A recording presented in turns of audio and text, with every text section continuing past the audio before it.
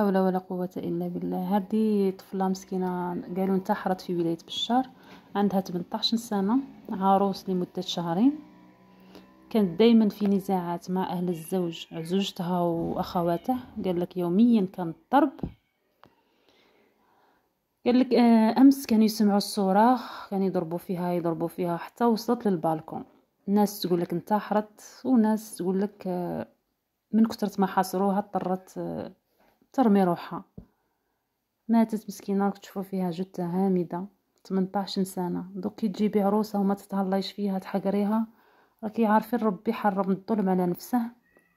دوك علاه الظلم بنات الناس.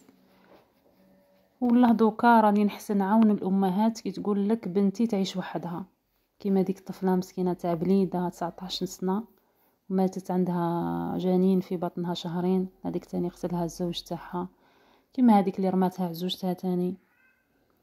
دوك كي تشوفي العروسه ما ساعدتكمش يا ودي، طلقوها بالمعروف، خلوها تروح لاهلها احسن ما تقتلوها. يعني تخسروا مع الناس ومع ربي سبحانه. يا ربي يرحمها ويرحم كامل اللي ماتوا. دوك كيما تتهليش في بنت الناس، كيما تبغي بنتك يتهلوا فيها، ما تجيبيش عروس هذيك، ما تجيبوش بنات الناس وتظلموهم، حرام عليكم.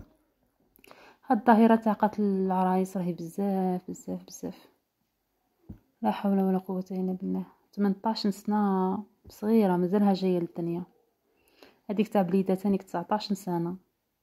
حسبي الله ونعم الوكيل.